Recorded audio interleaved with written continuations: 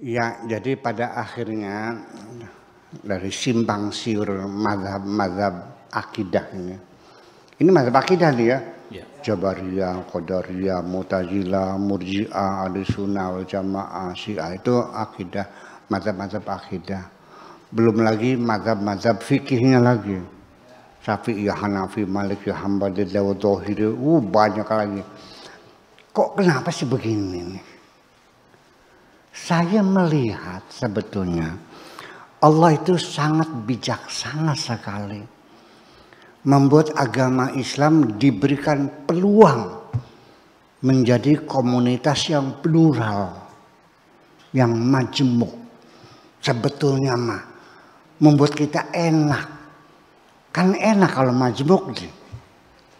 Kitanya nggak paham, pengennya sama. Jadi kalau ada orang berbeda disalahkan, lalu dipaksakan harus ikut dengan kita dengan cara mengkafirkan, memurtadkan dan sebagainya.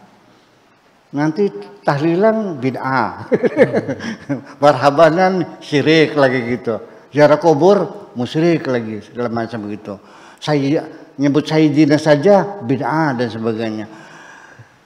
Ya nanti masalah batal wudhu, senggolan, macam-macam sampai dalam skala berbeda. Sesungguhnya Allah Maha Bijaksana sengaja membuat Islam itu jadi komunitas yang plural sehingga memberikan peluang hanya dalam waktu sekian tahun Islam memimpin dunia.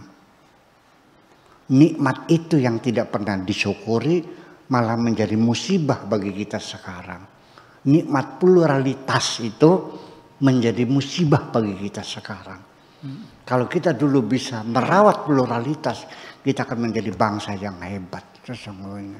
Sayang sekali. Pak Bri pergi ke Ragunan, ke kebun binatang. Berapa bayarnya? 50.000. 50.000. Begitu masuk, di dalamnya kunyuk semua. Enak nggak? Leja iya. Enak itu kalau ada kunyuknya, ada keteknya, ada cemeraknya, ada buayanya, ada segala. Kan begitu. Kemajemukan itu kan membuat meriah dan ramai. Ada banyak alternatif yang lain. Itu saya sayangkan sekali. Makanya saya menjaga jarak. Dengan mazhab manapun jaraknya sama. 1 meter jaraknya, 1 meter semua itu.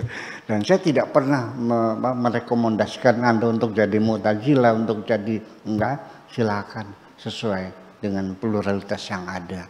Karena bagaimanapun juga bahwa masyarakat plural ini hanya satu nanti. Yang diminta juga ada satu hal yang perlu saya sampaikan lagi dalam closing statement. Ya. Dalam masyarakat yang plural seperti ini, itu selalu didengungkan toleransi. Artinya kelompok mayoritas supaya memberikan perlindungannya, kebebasan pada minoritas segala macam. Saya tidak tertarik dengan isu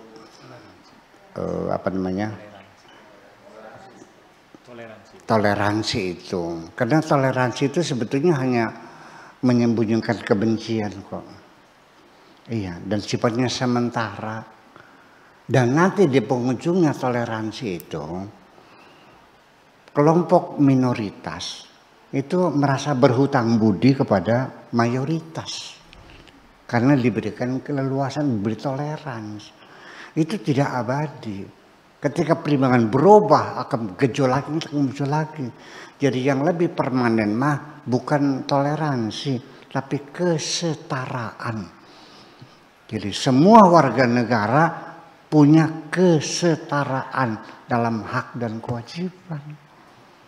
Ya, agama apapun ya berhak membuat tempat ibadah dimanapun, ya agama apapun, nggak ada keistimewaan itu. Dalam toleransi masih menyimpan beberapa keistimewaan. Dan yang paling saya tidak senang adalah ketika ada seorang warga negara, kelompok masyarakat yang merasa berhutang budi kepada kelompok yang mayoritas. Dan mayoritas itu selalu saja perilakunya, arogansinya tinggi sekali. Di jalan raya saja, yang arogan tuh mobil kecil atau mobil bus. Mobil besar. Ya karena dia merasa besar. Kita juga sama. Kalau kita termasuk kelompok mayoritas, perilaku kita menjadi arogan. Itu. Jadi ketika kita memberikan toleransi, itu seolah-olah anugerah dari kita. Nggak bisa dong. Kita dalam bernegara ya, apalagi dalam civil society ya, kita harus berdasarkan undang-undang diberlakukannya kesetaraan antara seluruh warga negara Indonesia. Hak pilih, hak dipilih, hak bersuara, hak berkumpul, semuanya sama. Berdasarkan undang-undang, kan seperti itu. Makanya namanya sunnatullah itu ada undang-undang alam yang memang permanen dibuat oleh Allah berdasarkan hukum alam. Ada undang-undang yang mesti dibuat oleh otak manusia mengatur kehidupan mereka. Ya, mengacu kepada kitab sucinya Al-Quran. Nah, tetapi nanti di penghujungnya kita terjebak lagi ketika membuat undang-undang yang sesuai dengan Al-Quran ini terkadang tidak tepat. Karena melihatnya seperti sudah final semuanya. Bahwa karena Al-Quran berbicara perbudakan, dikiranya perbudakan itu boleh. Ya kan begitu. Ya. Al-Quran membicarakan poligami, seolah-olah jadi poligami itu boleh. Dulu kita kan hampir melarang poligami dulu tuh. Hampir melarang. Akhirnya keluarnya PP 10 kan akhirnya. Iya, ini sejarah kita bicarakan, nah, dilawan nggak boleh. Jadi poligami itu benar gitu, iya. Sunnah Rasul kan gitu. Ya Pak Bre.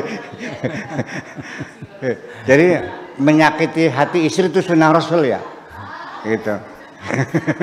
Semacam itu. Nah itulah makanya. Jadi artinya bahwa undang-undang yang Quran yang Islam seperti apa?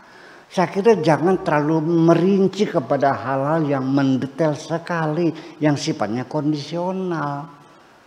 Ya kan, hanya dua yang patut menjadi pertimbangan dalam membuat undang-undang yang sesuai dengan Islam, yaitu satu supremasi hukum dan kedua adalah keadilan sosial. Terima kasih, gitu aja. Ya.